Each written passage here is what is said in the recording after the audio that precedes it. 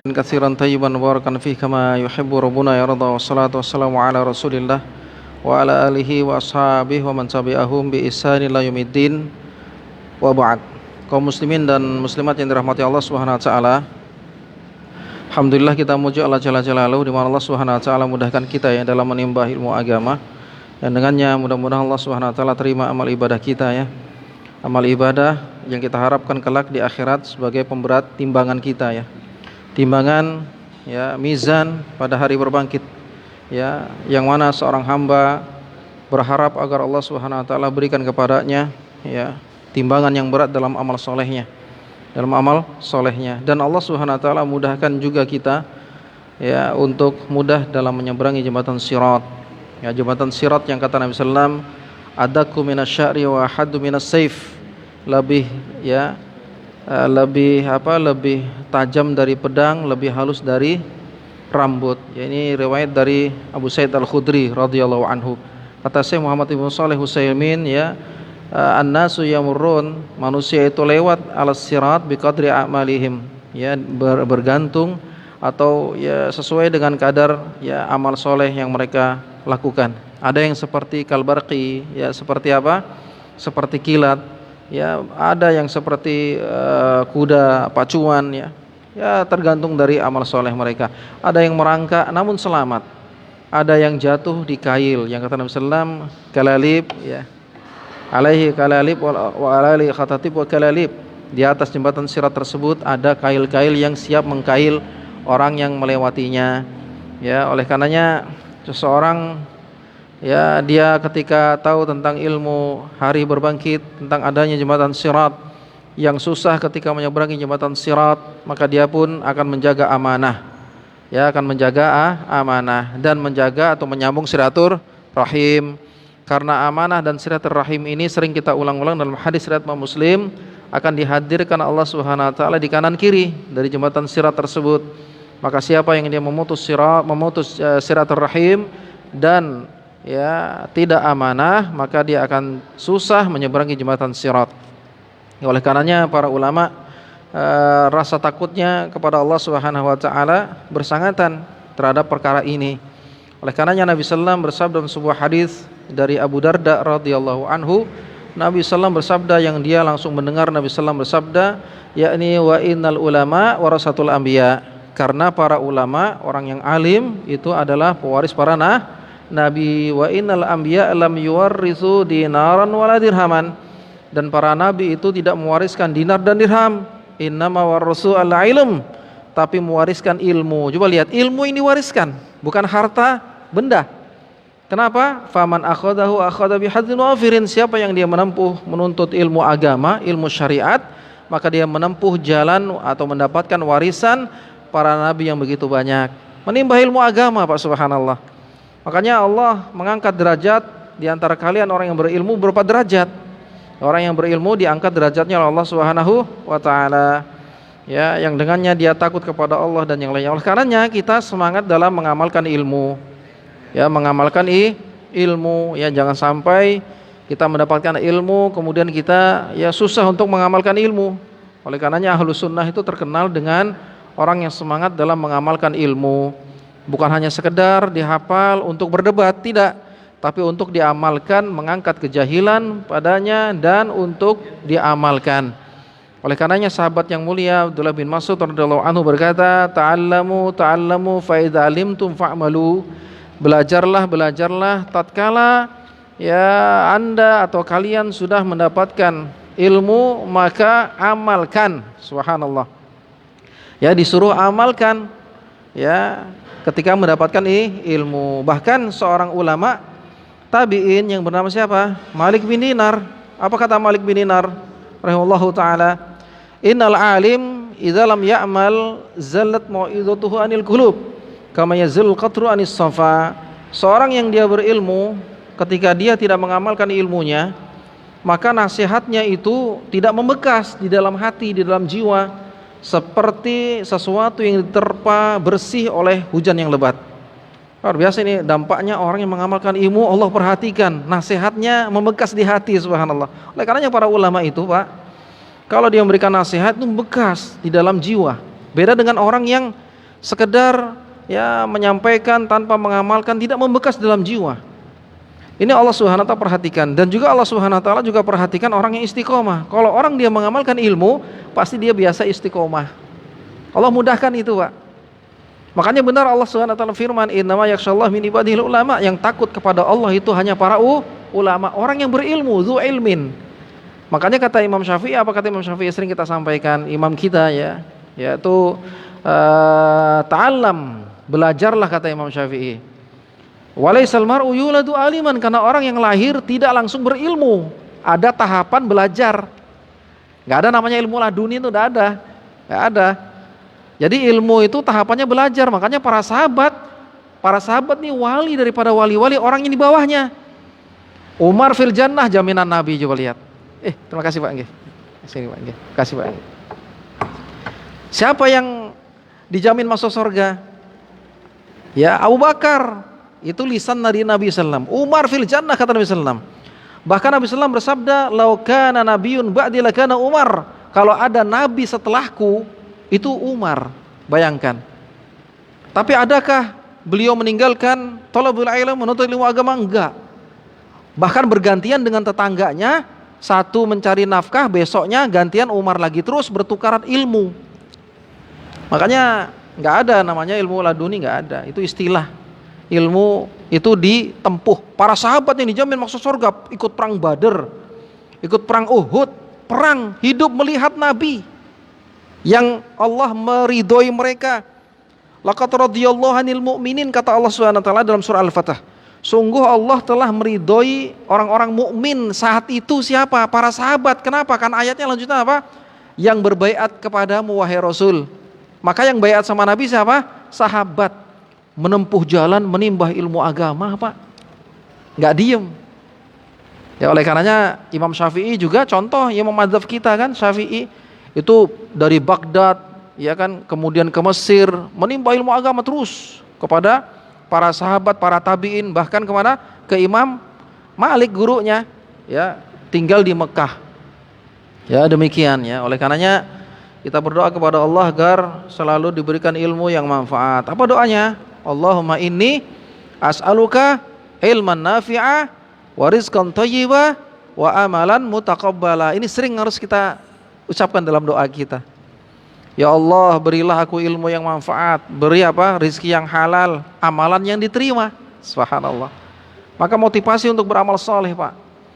Ya, kalau kita ingat pada hari berbangkit, ilmu kita tentang hari berbangkit, hari kiamat, akan meninggal sendirian, ditinggal oleh orang-orang yang kita cintai, di dalam kubur sendirian. Ini motivasi buat kita semangat beramal soleh, Pak.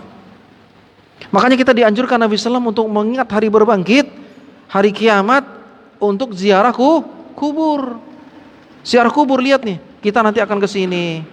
Kita akan ke sini. Ada azab kubur, ada nikmat kubur. Itu membuat kita semangat. Yang tadinya jolim ya kan, yang mudah memakan barang yang haram, ketika lihat kuburan, oh tersentak dia, nanti aku ditanya di sini. Subhanallah. Itu membuat seorang mukmin lembut hatinya. Hatinya. Ya karena kita banyak kan gemerlap dunia ya kan.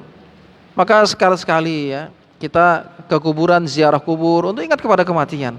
Untuk motivasi beramal soleh, sisa umur yang Allah berikan, angan-angan orang yang dalam kubur untuk hidup kembali untuk beramal soleh. Tapi Allah enggak ijabahi keinginan mereka, tetap di dalam kubur penuh dengan penyesalan. Makanya kata Imam Ahmad, haitsu yanfa'uhun nadam, penyesalan mereka enggak ada lagi manfaat penyesalan.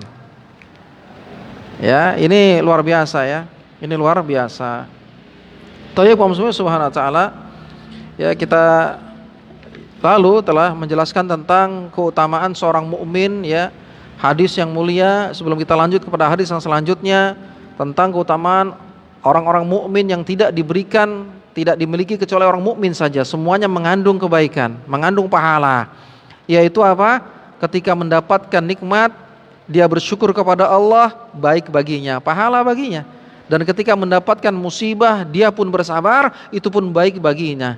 Ajaban li amril mu'min, kata Nabi SAW, menakjubkan perkara orang mukmin itu, semuanya mengandung kebaikan.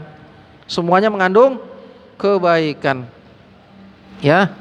Bahkan seseorang menjaga aktivitas kesehatan tubuhnya, ya kan? Kemudian dia gunakan dalam ketaatan kepada Allah, di antaranya adalah menggauli istrinya. Pahala Pak adalah sedekah. Wa fi budhi ahadikum sedekah, menggauli istri kalian sedekah. Para sahabat bertanya, bagaimana bisa mendapatkan pahala sedekah? Melampiaskan nafsu. Maka Nabi SAW sebutkan, kalau dilampiaskan kepada yang haram pada tempatnya maka ya kan haram, tapi kepada yang halal maka mengandung sedekah. Maka ini ya orang yang berilmu saja yang tahu, ya orang yang berilmu saja yang tahu, ya. Hayatul mu'min kulluha khairun wa ajrun lahu indallah. Setiap kehidupan seorang mukmin semuanya mengandung kebaikan dan baginya pahala di sisi Allah. Pahala di sisi Allah Pak, orang mukmin itu, subhanallah. Makanya Nabi SAW Pak, ketika mau meninggal, Nabi SAW, ummati, bagaimana umatku. Ya bagaimana memikirkan umatnya Nabi SAW. Luar biasa rahimnya, kasih sayangnya Nabi SAW kepada umatnya. Ya, kepada umatnya. Ya. Oleh karenanya dalam riwayat yang lain, riwayat Bukhari, Nabi SAW sebutkan apa? Kullu ummati yadkhulul jannata illa man aba. Setiap umatku itu masuk ke dalam surga kecuali yang tidak mau, yang enggan. Siapa yang enggan? Wa man ata'ani dakhalal jannah wa man asani faqad aba. Siapa yang mentaatiku, dialah yang masuk ke dalam surga. Siapa yang tidak mentaatiku, dia yang enggan masuk ke dalam surga. Ya. Al ajru ala kulli halin la yakunu li ghairi ahli iman. Pahala yang begitu besar dalam setiap keadaan seorang mukmin yang disebutkan di atas, dapat nikmat bersyukur pahala, dapat musibah bersabar pahala, itu tidaklah terjadi li ghairi ahli iman, kecuali pada orang-orang yang beriman. Pada orang yang beriman. Makanya patokan iman itu terbagi menjadi 70 bahkan lebih ya, 70 ya cabang. Dan tingkatan iman yang paling tinggi kalimat la ilaha illallah tauhid. Yang paling rendah apa? Imatatul adza anit thoriq, menghilangkan gangguan di jalan. Jadi kalau kita Pak masih membuat gangguan di jalan, itu kadar iman kita yang kecil. Iman yang kecil aja kita nggak tahu gitu. Membuat gangguan di jalan. Maka seorang iman kadar minimal menghilangkan gangguan di jalan, jangan buat gangguan di jalan, menghilangkannya. Maka kalau kita lihat batu besar gitu di jalan ya, turunlah. Ya, kalau sempat turun ya nggak mudarat, ngerem mendadak ya, karena mudaratkan yang lain timbang masalah mudarat juga. Turun ya, hilangkan rintangan tersebut. Karena ada sebuah hadis Allah Subhanahu wa taala masukkan seorang hamba gara-gara apa? Gara-gara dia menghilangkan pohon atau yang sejenisnya yang mengganggu jalanan kaum muslimin. Ini pahala begitu besar. Pahala begitu besar. Itu rekam subhanahu wa ta'ala.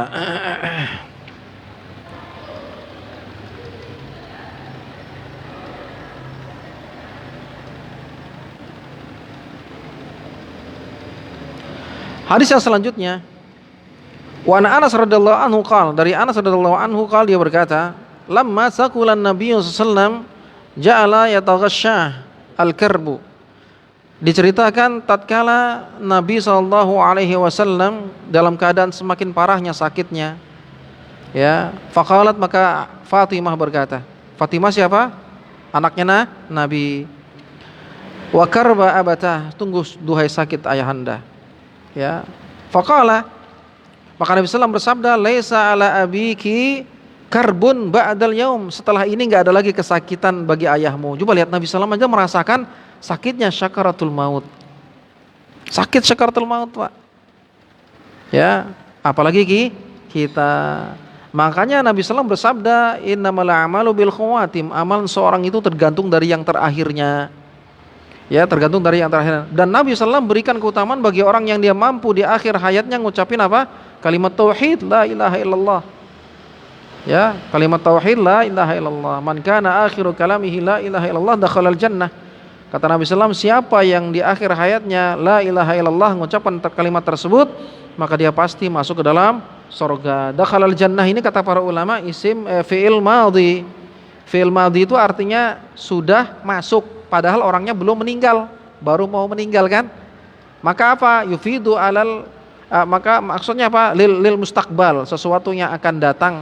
Maknanya adalah kepastian. Pasti dia masuk surga, walaupun nanti dimasukkan ke neraka dulu, tapi pasti masuk ke dalam surga. Ya, oleh karenanya Allah Subhanahu wa taala ketika memberikan seorang hamba itu musibah itu untuk menghapus, bisa di antaranya dari 3 musibah yang Allah berikan itu adalah menghapus dosa-dosanya. Kalau sabar ya, ini nggak bisa sabar kalau kita tidak berilmu. Di balik musibah, apa aja musibah itu menghapus dosa. Dalilnya riwayat Abu Daud, hadis riwayat Muslim, mayusibul muslim min nasobin wala wasobin wala hammin wala huznin wala adha wala ghammin hatta syaukati yushakuha illa kafarallahu biha min khatayahu. Tidaklah seorang muslim dia tertimpa kesedihan, kepenatan, sakit, ya apalagi kesedihan, galau. Bahasa kita kan galau. Ya, sampai duri yang menusuk dirinya itu adalah penghapusan dosa. Dan juga Nabi SAW kabarkan kabar gembira ketika Nabi SAW jelaskan bagaimana menurut kalian ara'aitum, wahai para sahabat, ada di depan pintu salah seorang di antara kalian sungai, kemudian dia mandi 5 kali, apakah masih ada sisa kotoran? Gak ada wahai Nabi SAW. Maka demikianlah permisalan apa? Sholat 5 waktu. Para ulama menjelaskan penghapusan dosa, sebagaimana juga Syekh Abu Zakaria, ya, setiap orang ketika melakukan dosa di waktu zuhur, melakukan sholat maka dosanya habis. Sampai isya dia tidur dalam keadaan dosa-dosanya diampunkan Allah Subhanahu wa taala. Maka ulama menjelaskan dosa-dosa kecil. Adapun dosa-dosa besar wajib harusnya diharuskan padanya taubat. Kalau apa cirinya dosa besar? Nah, ini ada kaidah. Maka kita dengan ilmu kita mengetahui ciri dosa besar itu adalah yang disebutkan oleh Ibnu Abbas, anak paman Rasul, sahabat yang mulia. Kullu dzambin khatamahullahu binarin au ghadabin au la'natin au adzabin. Ada 4 cirinya dosa besar itu, yaitu yang distempel atau diancam Allah Subhanahu wa taala dengan apa? Neraka. Ada ancaman neraka. Kemudian apa? Azab, murka, laknat. Ada 4 nih. Kalau tidak ada ancaman dosa tersebut maka dosa kecil. Tapi dosa kecil kalau isror terus menerus continue maka menjadi dosa besar. Hati-hati nih Pak. Dosa kecil dilakukan terus menerus, seperti contohnya pengkhianatan mata. Perek. Kata Ustadz sekali, lihat terus kan. Terus-terusan, nanti ada lagi di depan, wih kayaknya lebih cantik dari ini. Terus rutinitas dia kerjakan, dosa kecil menjadi besar. Itu luar biasa ya. Ini kaidah. Dosa kecil kalau dilakukan istimror terus menerus maka menjadi dosa besar. Makanya kita butuh dosa-dosa kecil dihapus oleh Allah Subhanahu wa taala, Pak. Yaitu apa? Rajin sholat, wudu, terakhir tetesannya menghapus dosa-dosa kecil. Itu dia, Pak. Kalau dosa besar enggak, wajib baginya taubat kepada Allah. Ada taubat. Syarat taubatnya apa? Kalau hubungannya dengan Allah sering kita ulang nih, langsung apa? Tinggalkan dosa tersebut. Kedua, menyesal. Ada penyesalan nih, Pak. Kalau orang dia bertobat tapi enggak menyesal, taubatnya bukan taubat nasuha. Kemudian apa? Janji tidak ngulangin lagi. Buktinya apa? Dibuktikan dia janji tidak ngulangin. Tapi kalau dia janji, wah nanti enggak apa-apa lah, nanti ngulangin lagi. Taubatnya enggak nasuha. Ini luar biasa ini, para ulama rinci melakukan hal demikian ya. Ada orang dia mencuri, tobat dari mencuri misalnya, curi kan. Tapi dia tahu orang yang dicuri fulan bin fulan rumahnya. Tambah 1 karena hubungannya dengan manusia, kembalikan hartanya. Kembalikan hartanya atau minta istihlal, minta halalkan. Tolong Pak, saya nggak punya harta Pak, saya pernah ambil sandal Bapak. Halalkanlah Pak ya, misalnya. Ya saya halalkan. Makanya kadang orang dalam kubur, dia berilmu keluarganya, tolong ya yang hadir kalau punya hutang halalkan, dibilang. Ya kan gitu kan? Ini keluarga yang punya apa? Punya ilmu, tapi tidak demikian. Orang nggak bisa dipaksa untuk menghalalkan. Kalau apa? Hubungannya dengan harta harus dibalikin. Makanya yang sahih diumumkan, siapa yang punya ada hubungan hutang sama si mayit, hubungin keluarganya. Demikian Pak. Jangan dipaksa Pak. Ikhlaskan ya. Ikhlaskan ya, jangan. Nggak bisa, orang itu hanya Allah. Ya, Allah kemudian dia yang tahu tentang keikhlasan tersebut. Kalau nggak ikhlas selesai Pak. Mayatnya disiksa terus sampai hutangnya dibayarkan. Makanya di Saudi itu Pak, atau di daerah lainnya, orang yang soleh dia bakti kepada bapaknya, orang tuanya setelah meninggalnya. Apa? Dia berusaha untuk melunasi hutang-hutang orang tuanya. Ini diantara bakti anak kepada orang tua setelah meninggal, yaitu melunasi hutangnya. Ini luar biasa nih Pak. Makanya kita kalau punya hutang kan dianjurkan Nabi SAW suruh catat, tulis kan. Jadi kalau kita meninggal, kita nggak tahu kapan meninggal, ahli waris kita tahu, oh bapak punya hutang sekian sama si fulan bin fulan. Gitu Pak, dicatat, ditulis. Karena kita nggak tahu mati. Makanya kata Imam Syafi'i, dan ini syair dinisbatin kepada Imam Syafi'i. Kam min sahihin mata bi ghairi illatin. Betapa banyak orang yang sehat mati tanpa sebab. Coba lihat. Wa kam min sakimin asyahina minad dahri. Betapa banyak orang yang sakit-sakitan diponis mati, nggak mati-mati, hidup terus dia sepanjang zaman. Nggak tahu Pak kematian itu kapan. Luar biasa nih, kalau orang dia berilmu, dia takut kepada Allah. Makanya pernah ya Umarnya mau berhutang, dikasih tahu, engkau bisa mampu bayar nggak? Engkau kapan tahu umurmu nggak? Nggak berani, langsung nggak jadi ngutang, subhanallah. Nggak jadi ngutang. Ya kan? Gitu mah? Kalau lupa wallahu a'lam. Ya, bisa terjadi dia lupa, amnesia. Makanya dalam surah yang paling panjang berbicara masalah hutang, surah Al-Baqarah, catat. Jadi sesuatu yang tidak menjalankan perintah Allah dan Rasulnya pasti timbul kemudorotan. Di antaranya kalau lupa. Makanya syariat ini lengkap, luar biasa Pak Islam, alhamdulillah. Kalau hutang dicatat sekecil apapun Pak.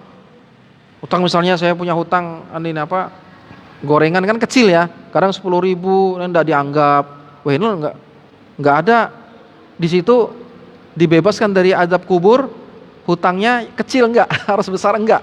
Semua hutang Pak, besar ataupun kecil. Bahkan diriwayatkan dari Abu Qatadah menyebutkan hutang 2 dinar. Saat itu kecil 2 dinar itu. 2 dinar itu kecil saat itu. Tapi Nabi SAW enggak mau sholati orang tersebut. Dari riwayat dari Jabir bin Abdillah. Maka Abu Qatadah menanggung hutangnya. Maka Nabi SAW baru mau sholati. Setelah disolati, Nabi SAW langsung tanya besoknya, ma fa'ala dinaron, sudah dibayar enggak 2 hutang ini wahai Abu Qatadah? Baru kemarin meninggalnya Nabi, belum dibayar. Besoknya Nabi tanya lagi, sudah dibayar belum? Sudah, sekarang baru sudah Nabi SAW. Apa kata Nabi SAW? Al-an barodat alaihi jilduh. Sekarang baru dingin kulitnya si mayit tersebut. Berarti disiksa terus Pak sebelum hutangnya dilunasi.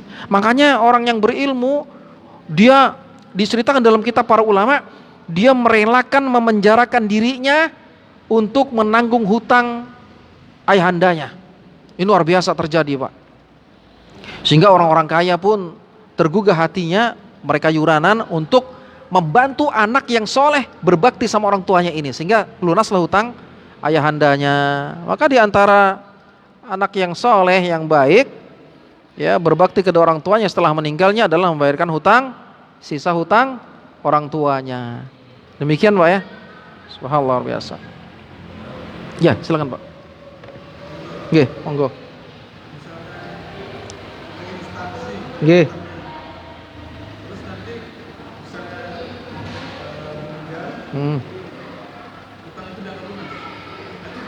Wah itu bagus itu, kalau ada itu bisa ngutang kita. Bagus itu ya.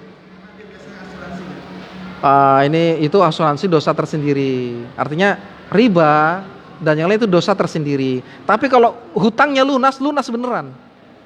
Hutangnya lunas maka lunas beneran. Tapi dosa riba, dosa tersendiri. Ya. Tapi hutangnya bebas.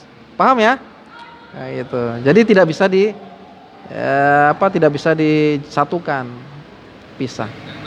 Iya. Yang pelakunya, bukan anaknya, enggak, pelakunya si mayit. Nggih.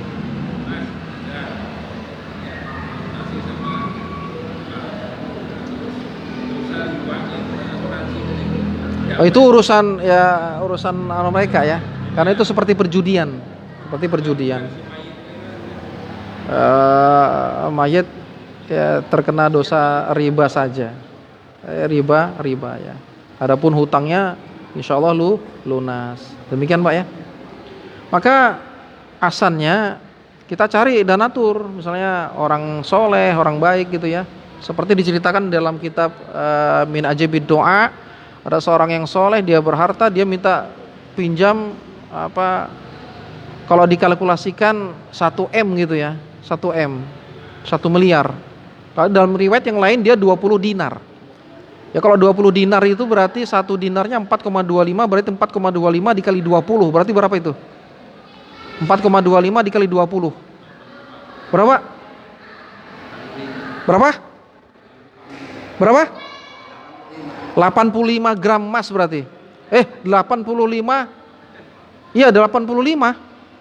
Kalau 4,25 dikali 20 munculnya 85, berarti 85 gram emas dia hutang.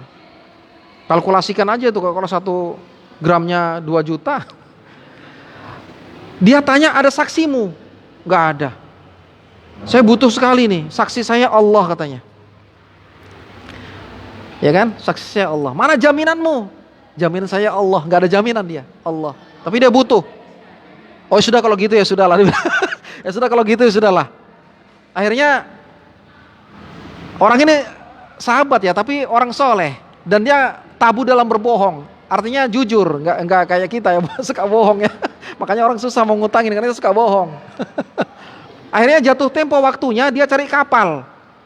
Dia cari kapal untuk membayar hutangnya tepat janji, tapi enggak dapatin kapal saat itu untuk ke pulau temannya bayar hutang. Maka dia berkata, "Ya Allah, aku masukkan uang ini ke dalam apa? Ke dalam kayu ya, kayu." Diceritakan dalam kitab itu dalam kayu. Dulu ditanya saksinya, aku nggak ada. Engkau ya Allah saksinya. Sekarang juga aku mau bayar, nggak ada. Engkau saksinya. Jaminan engkau juga saksinya Allah. Tapi dia nggak berharap kalau itu sampai. Cuman dia mau nepati janjinya, takut kepada dosa. Dia lempar ke laut Pak. Bayangkan emas 85 dilempar ke laut. Ini kalau orang sekarang bilang gila dia. Tapi enggak bagi orang yang beriman. Keyakinan luar biasa. Begitu dia lempar, berapa harinya atau berapa bulannya dia dapat kapal. Maka dia bawa uang lagi untuk bayar kepada temannya. Ternyata setelah dibayar apa? Oh, kan sudah sampai sudah suratmu sampai kepadaku. Allah sampaikan, subhanallah. Jujur Pak, coba kalau kita belum bayar dapat double dia. Coba lihat jujur dia. Ini buah hasil kejujuran, luar biasa ya. Ajib. Orang-orang terdahulu, orang soleh terdahulu ajib. Kayak seperti mustahil. Seperti susah di zaman sekarang sudah. Zaman sekarang ya Allah banyak bohong. Dulu ulama hadis menimba ilmu hadis, ada orang berbohong kepada binatang seperti contoh ayam gitu ya, tapi enggak ada makanannya, dikatakan pendusta, riwayatnya enggak diterima. Ya Allah, kita sekarang tunggu saya di sana, enggak datang. Enggak ada la kalam wala salam, enggak ada uzur dan yang lainnya ya Allah. Ya kan? Itulah kita sekarang Pak. Makanya kita banyak istighfar kepada Allah, kembali kepada Al-Quran dan Sunnah Nabi Sallam. Nggih, monggo Pak. Nggih. Nggih. Nggih Pak. Nggih, Pak Ji.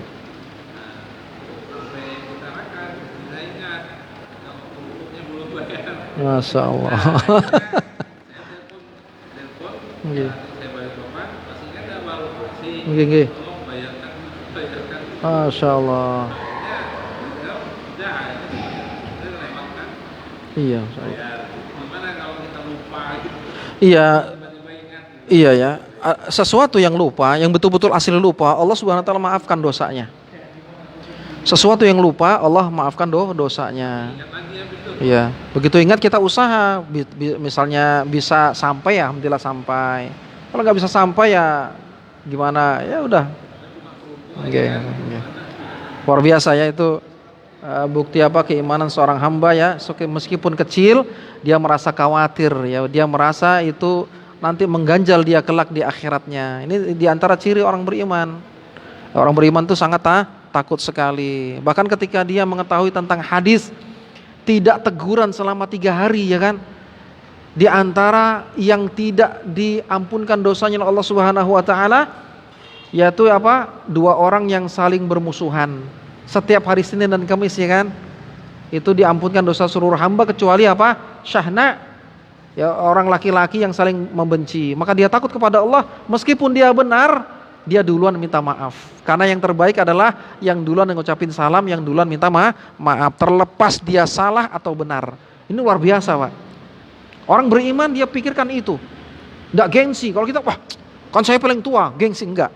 Orang yang beriman dia pikir untuk hari besoknya, hari berbangkitnya. Itu orang beriman. Makanya ketika dia beramal soleh, sodakoh, itu dia lihat hari berbangkit dan keutamaan sodakoh. Maka dia mampu mengeluarkan hartanya meskipun dia susah dapatkan dari kerja keras membanting tulang peras keringat dia. Karena apa? As-sodaqatu burhanun, kata Nabi SAW. Sodakoh itu adalah bukti keimanan seorang hamba. Maka dia mampu dengan mudah melepaskan hartanya yang dia susah mencarinya. Subhanallah. Itu ya, itu keimanan. Ya, monggo Ustaz. Apa-apa yang terjadi pada diri Rasulullah itu Nggih. diperbolehkan dan boleh diikuti, bahkan menjadi sunnah. Dan itu pernah terjadi pada diri Rasulullah. Di saat Rasulullah meninggal itu sampai 3 hari baru dimakamkan. Seandainya ada umat sekarang menahan mayat sampai 3 hari, apa itu menjadi sunnah juga? Nggih. Ya, bagus ya, pertanyaannya bagus, luar biasa. Jadi kita ketika belajar hadis ya, dan bahkan 4 mazhab tertua Abu Hanifah, Malikiyah, Syafi'iyah, Hanabilah menyebutkan ada kekhususian Nabi yang tidak bisa diikutin oleh umatnya. Makanya ketika Nabi perintahkan, anjurkan, itulah yang wajib harus diikutin oleh umatnya. Namun ketika Nabi tidak memerintahkannya atau Nabi melakukannya, ada 2, yaitu apa? Kekhususian Nabi. Contoh, kita dilarang oleh Nabi SAW untuk BAB, hadis dari Abu Musa al-Asy'ari, untuk membelakangi kiblat atau menghadap kiblat. Tapi Ibnu Umar melihat Nabi SAW membelakangi kiblat. Maka ulama sepakat ini kekhususian Nabi. Itu dia. Nabi di akhir hayatnya, adakah dalam riwayat ini mengucapkan kalimat la ilaha illallah? Nabi meskipun tidak ucapkan kalimat la ilaha illallah sudah dijamin masuk surga. Ini kekhususian Nabi. Tapi Nabi anjurkan keutamaan orang dari umatnya ini ngucapin kalimat la ilaha illallah. Man kana akhiru kalamihi la ilaha illallah dakhalal jannah. Jadi ada kekhususian Nabi nikah 9 istrinya. Wih, ini nih ya 9 istri, enggak bisa. Khususian Nabi. Kita umatnya diatur oleh Al-Quran dan Sunnah Nabi SAW hanya tidak boleh lebih dari 4. Boleh Bapak misalnya lebih dari 10 boleh, tapi cerai dulu, 1 hilang, cerai dulu, 1 hilang. Seperti Mughirah bin Syu'bah. Mughirah bin Syu'bah itu ganteng orangnya. Dia kalau nikah sama wanita, aku naksir, tapi kamu siap dicerai lah, karena saya suka nikah gitu. Tapi ini khususan juga. Sehingga banyak istrinya sekitar lebih dari 10 ya. Tapi bukan langsung dikumpulin 10 enggak, tapi cerai gitu ya. Gitu ya. Nggih, monggo Pak. Wallahu a'lam bishawab. Kenapa? Dosa orang tua nurun ke anak.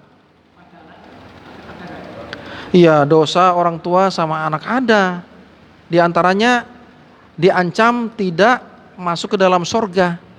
Kata Nabi SAW, salasun qad haramallahu alaihimul jannah, ada 3 orang yang diharamkan masuk ke dalam surga. Di antaranya apa? Mudminul khamri, yaitu apa? Minum khamar. Yaitu apa? Dayus aladzikru fi ali al-khubsah, yaitu tidak ada rasa cemburu kepada keluarganya, kepada istri anak-anaknya. Lihat ada kemaksiatan dia tidak tegur. Ini dosa kepada istri dan anak-anak, kita nggak negurnya, maka diharamkan masuk ke dalam surga, kata Nabi SAW. Maka kita kalau melihat sesuatu yang haram yang dilakukan oleh istri anak-anak, kita tegur. Jangan nonton drakor ya, drama Korea misalnya. Ya kan, itu cinta-cinta, ada tua-tua, ya enggak usah, jangan misalnya kan. Tapi dia sembunyi-sembunyi lihatnya, itu dosa dia sendiri sama Allah, kita lepas. Yang kita lihat secara zahir. Itu dia. Dia main apa? Naudzubillahi min dzalik. Main apa? Judi online gitu kan misalnya. Kita tegur, enggak boleh, tapi dia sembunyi-sembunyi, dosa dia sama Allah. sendiri. Itu lepas tanggung jawab kita. Maksudnya yang kita lihat secara zahir kita langsung ingkarin. Demikian Pak. Ya wallahu a'lam bishawab. Ya wallahu a'lam bishawab. Mungkin masuk waktu nggih ya.